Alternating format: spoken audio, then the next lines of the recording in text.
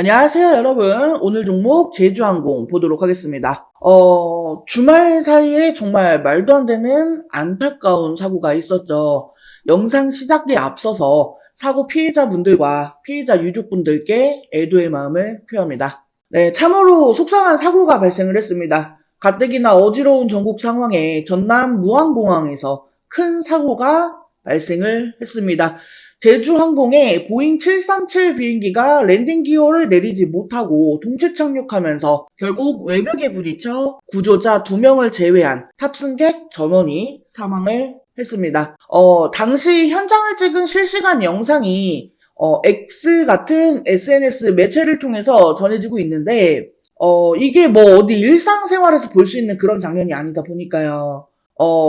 말 그대로 영화 같은 데에서나 어디 연출로 있을 법한 그런 장면이 실제 사고 장면이라고 하는 그 충격은 차마 말로 표현이 안 됩니다. 네, 근데 이렇게 버젓이 사고 영상이 있음에도 불구하고 지금 이 사고 원인과 관련해서 논란이 좀 있죠. 공개된 영상이나 이 생존 승무원의 진술을 살펴보면은요, 지금 이 버드 스트라이크가 원인 중에 하나로 꼽히고 있습니다. 실제로 생존 승무원이 이 구조 직후에 조류 충돌 언급을 했다고 하죠. 그리고 관제탑에서도 착륙하려고 하는 이 여객기에 착륙 직전에 조류 충돌 주의를 주기도 했다고 하고요. 근데 이게 상황을 보면은요, 이 조류 충돌 경고 약 1분 후에 구조 신호 요청이 왔다고 합니다. 그리고 이 구조 신호 요청이 온 5분 후에요, 사고가 발생을 했고요. 자, 여기서 좀 이해가 안 되는 부분은요, 이 조류, 새떼가 갑자기 어디서 뿅 하고 나타난 게 아닐 텐데, 이 경고 신호를 좀 너무 급박하게 빠듯하게 준 것은 아닌가 하는 거죠. 만약에 진짜로 이 원인이 버드 스트라이크였다라고 한다면은 이 조류 충돌 신호를 너무 늦게 알려준 이 관제탑이 주요 원인이 될 거예요. 그리고 이제 그 다음으로 제기되는 원인이 기체 결함, 오작동이죠. 이번 사고가 난 제주항공의 비행기가 보잉 737 800편이에요. 이 기종은 이제 2009년에 제작된 기체로 기종이 한 15년 정도 되거든요. 비교적 신형으로 분류가 됩니다. 저가 항공사들이 많이 이용하는 기종이고요. 국내에는 지금 이 보잉 737 기종이 총 101대가 운항 중에 있고, 특히 제주항공은 해당 기종을 주력 기종으로 총 39대를 보유를 하고 있는 상황이에요. 근데 이 보잉 737이라고 하는 기종 자체가요, 이미 전 세계적으로 사고 이력이 있는 기종입니다. 그래서 이번 사고가 이 랜딩 기어 오작동이 원인이 아니냐 하는 이야기가 돌고 있는 거예요. 사실 그동안에 이 제주항공이요, 좀 말이 많기는 했어요. 실제로 그 직장인 익명 커뮤니티 블라인드에는 지금 제주항공 직원으로 추정되는 어느 익명의 유저가 정비 문제를 지적을 했었던 적이 있었고, 그리고 또 과거에 해당 여객기를 탔던 승객은 그 당시에도 이 엔진 꺼짐 문제 등이 있었다라고 주장을 했습니다. 뭐 그 외에는 이제 활주로 길이 문제가 조금 언급이 되고 있는데, 그거죠. 이제 활주로 길이가 조금만 더 길었으면 이 비행기가 동체로 착륙을 했어도 활주로를 통해서 계속 이동을 하면서 점점 속도가 줄고, 그러면서 이렇게 벽에 부딪혀가지고 대참사가 일어나는 그 지경까지는 안 갔을 거다 하는 얘기인데, 이 국내 공항 활주로 그 비교 내용을 보면은요, 무한항공의 활주로 길이가 그렇게까지 짧은 건 또 아닌 걸로 나오거든요. 그래서 이 활주로 길이가 원인이다라고 보기는 조금 어려워 보여요. 자, 뭐 원인이 무엇이든 간에 일단 제주항공의 주가는 폭락을 했습니다. 지금은 어느 정도 말 올려줘서 현재 마이너스 한 7%대에서 거래 중에 있는데, 이번 사고가요, 지금 무한공항 사고라고 불리지 않고 제주항공 참사, 제주항공 대참사라고 불리는 만큼 이 이미지 타격은 물론이고요, 이 실적 악화는 불보듯 뻔한 상황일 것 같아요. 특히나 이 제주항공이 주력으로 사용하는 보잉 737 여객기에 대한 논란이 정리가 되지 않는다라고 하면은 주가는 당분간 하락을 할 것으로 예상이 돼요. 실제로 해당 사고가 보도된 이후에 전국에서 지금 이 제주항공 취소 사례가 계속해서 늘고 있는 상황이라고 하죠. 솔직히 그래요. 당장 저라고 해도 이 제주항공, 그쵸? 제주항공의 문제가 아니라 이 보잉 737 기체를 타는 것 자체가 조금 무서울 것 같거든요. 네. 그래서 차트를 지금 보면은요, 오늘 주가는 마이너스 14%로 시작을 했고요. 마이너스 15.71%까지 내렸다가 말아 올려주면서 지금 현재는 마이너스 7%대에서 거래 중에 있습니다. 자, 그러면 이제 여기서 그런 말씀을 하시는 분들이 계시죠? 이거 저점 매수의 기회로 보고 진입을 해도 되겠느냐? 저는 개인적으로 조금 더 지켜봐야 된다라고 봅니다. 왜냐면요, 제주항공은 지금 주가를 보시면 아시겠지만 계속해서 우하향 중에 있었어요. 네. 그리고 지금 조금 전에 말씀드렸던 것처럼 지금 계속해서 이 항공 예약 취소가 늘고 있고, 그리고 또 지금 정확하게 이 사고 원인에 대해서 밝혀지지 않은 상황이잖아요. 그리고 지금 제주항공 대참사라고 불리는 만큼 이 이미지적인 부분도 어쩔 수가 없는 상황이기 때문에요.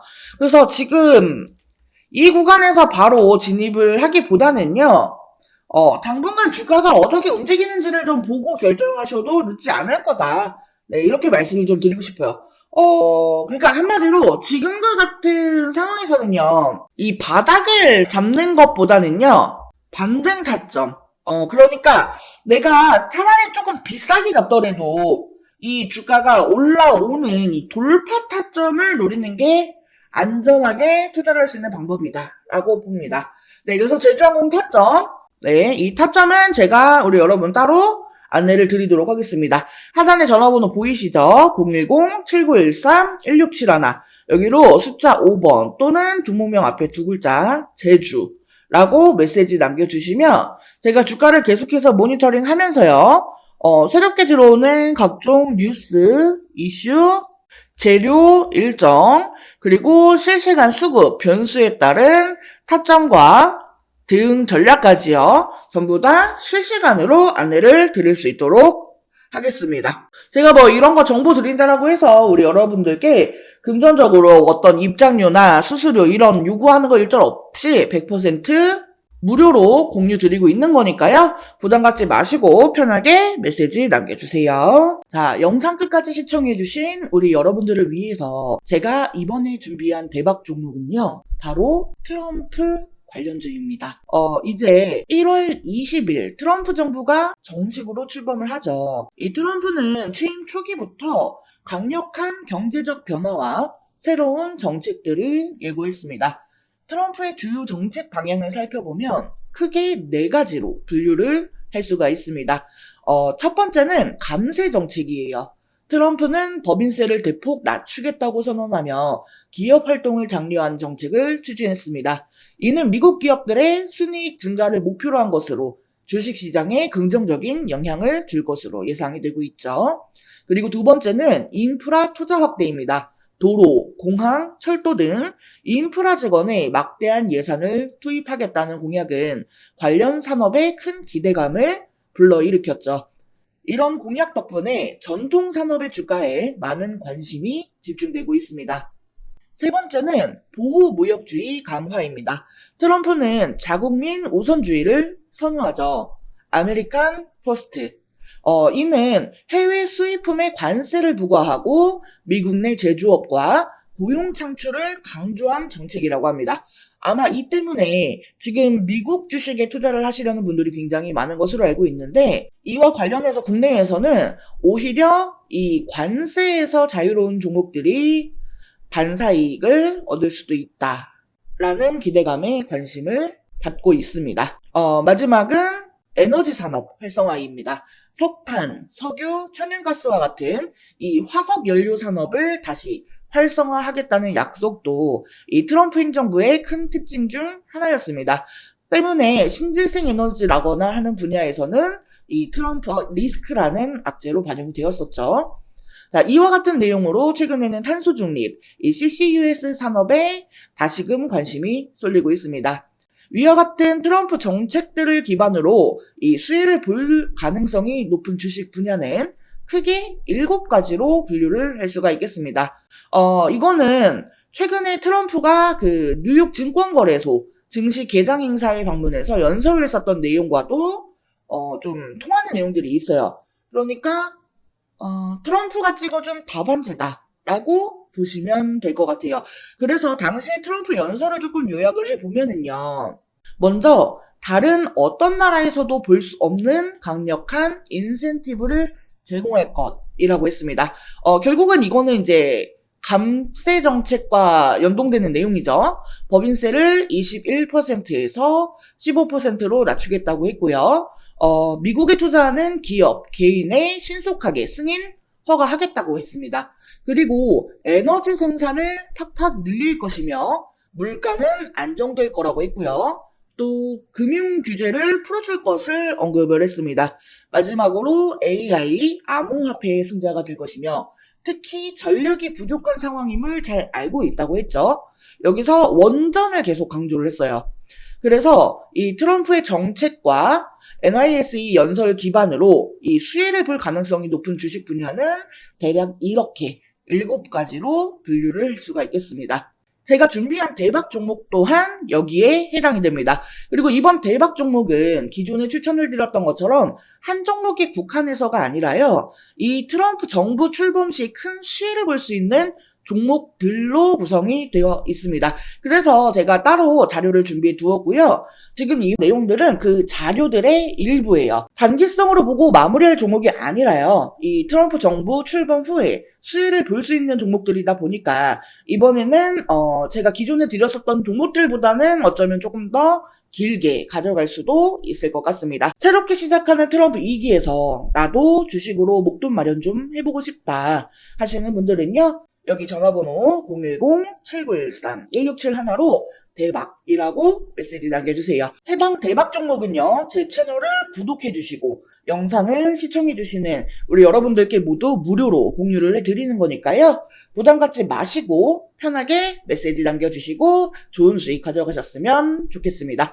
그러니까 제 채널, 제 영상 구독과 좋아요 잊지 말고 한 번씩 꼭 좀 부탁드리겠습니다. 자, 이번 영상은 여기서 마치도록 하겠습니다. 제 영상이 조금이라도 도움되었다면 구독, 좋아요, 알림 설정 한 번씩 부탁드릴게요. 오늘도 영상 시청해주셔서 감사합니다. 다음 영상에서 또 뵙겠습니다.